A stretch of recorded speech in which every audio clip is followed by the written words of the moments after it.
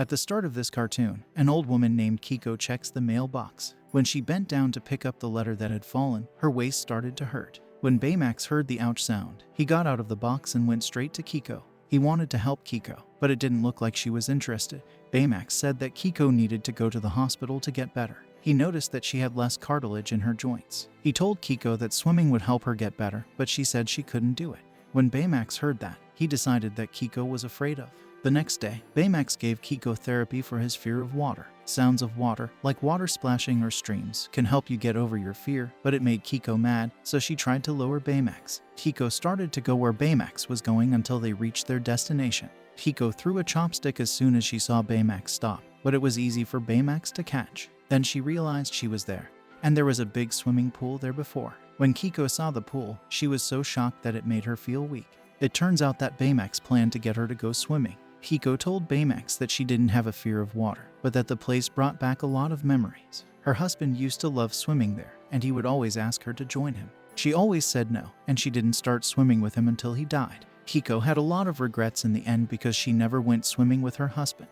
This made her feel very bad, so she stopped doing it. Baymax made her feel better by telling her that it wasn't too late to start swimming. Kiko was finally ready to go swimming. The next day, Cass was in her own cafe with Baymax. Her cafe was full of customers, and she served them all by herself while bringing dirty drinks and plates. Cass tripped and hurt her legs on the stairs. Fun enough for me. Oh my, Cass said, ouch, because she was in pain. She had Baymax treat her legs. After that, Baymax asked Cass to close her cafe for a few days so she could fix her feet faster. But Cass couldn't do that because her customers were waiting. Then Baymax downloaded the process for running a cafe to briefly replace Cass, who wasn't sure what to do. Then she put a spy camera on her cat so she could keep an eye on Baymax while he worked at her cafe. But playing with the cat was fun. Don't mess around with it. No, I guess I'll have to do this myself. At the cafe, Baymax was taking care of customers so slowly that there was a very long line. Cass was scared and tried to help in secret, but Baymax caught her right away. Then Baymax carried her upstairs so she could rest. Cass was caught serving people behind their backs more than once, but Baymax always saw her and brought her back upstairs. Even though Cass felt better in the evening, she kept on staying at the cafe. However, she fell again and made things worse. Then Baymax went back to bring Cass upstairs to take a break. She said she was afraid she would lose her customers if her cafe didn't open. Baymax tried to make her feel better by telling her they could find another cafe, but they couldn't. Cass was moved and asked Baymax to carry her because she wanted to close her shop. Cass saw the security cameras she set up after she closed her shop. Customers asked Cass to close her shop so she could get some rest and pray that she would get better soon. They also said it didn't matter that Baymax brought them food. The next scene takes place in a school, where Baymax acts out how to use a bandage. Two other kids and Ollie were playing yo-yo in the back of the room.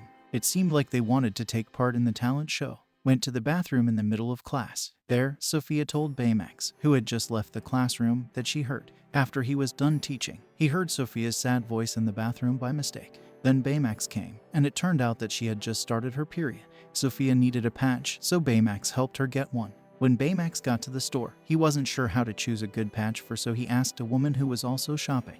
Everyone there had different ideas for what kind of bandages to use. Finally, Baymax bought all of the bandages that were suggested and took them back to school to give to Sophia. Sophia didn't know how to put on a patch because she had just had her first period.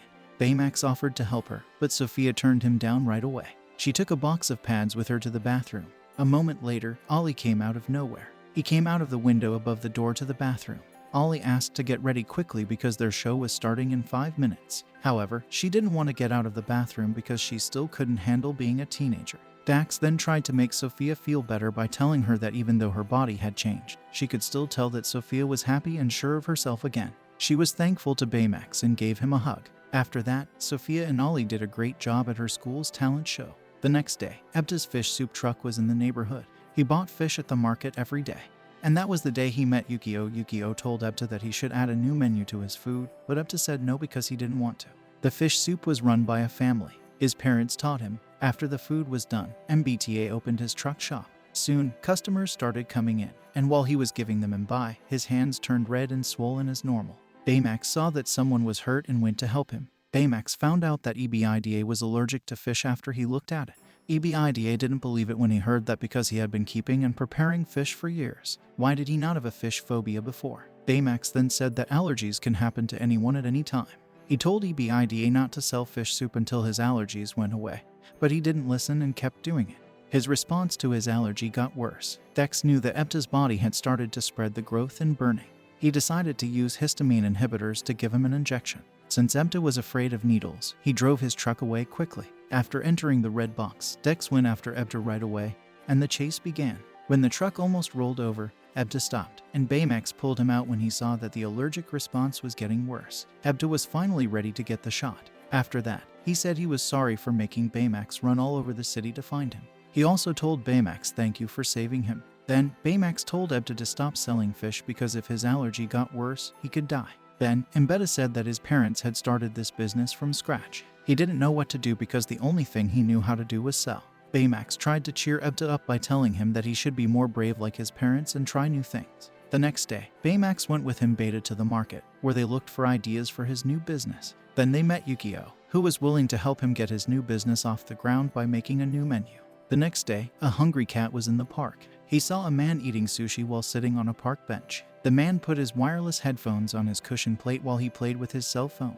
When the orange cat saw the chance, it ate the man's sushi right away, but it also accidentally ate one of the man's phones. Baymax woke up when the headset in the cat's body beeped. Long fly ball right in the middle. God. Hello, I am Baymax. After checking on Baymax, they tried to help the cat, but the cat got scared, attacked Baymax, and then ran away. Baymax tried over and over to catch the cat. Soon, the orange cat came to a house and saw another cat and his owner playing with a mouse doll. Seeing that the orange cat had no owner made me sad. He then went and hid under the ramen taco cart. Baymax, who knew where the cat liked to hide, went after him. The cat ran away from him right away, and they gave chase until the cat went into an old building.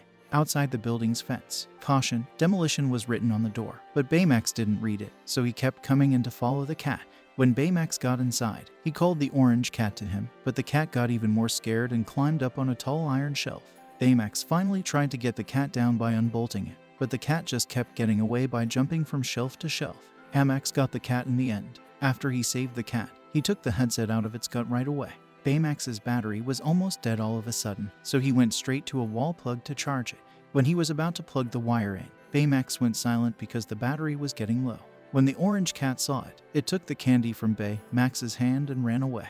On the other hand, Baymax's owner, a young boy named Hiro, was at his house. He figured out that Baymax hadn't been home. Hiro went to see his Aunt Cass and told her that Baymax had gone missing. Cass closed his shop quickly and went with Hiro to look for Baymax. They went to the people by following Baymax's GPS track. Baymax had helped in the past. They went to Kiko's house first, then to Sophie's, and finally to Ibida's. Everyone helped each other look for Baymax. At the same time, the people working on the project were about to blow up the old building where Baymax was. On the other hand, Hiro and the others looked for Baymax all over the city. Kiko met someone else's cat by chance while she was eating, and she fed it. Sophia found the rest of the candy near there. She knew that Baymax had bought the candy. He gave it to many of his patients. Then Kiko asked the cat about Baymax and told him he would show him the way if he didn't answer. Then they all followed the cat until they got to an old building, but they couldn't go in because it was going to be destroyed. Seeing that the workers were getting ready to rest, Cass and Abida thought of giving them free food and coffee as a way to get them to come. They were able to get the workers' attention and used the chance to get in. Hiro stood outside the old building and watched as the orange cat Kiko and Hiro's Megabot went inside through the waterway. When they got inside, the orange cat took Kiko and Sophia straight to Baymax's place. There, they see an offline and flat Baymax. When they finally found Baymax, Kiko lifted his legs and Sophia raised his head.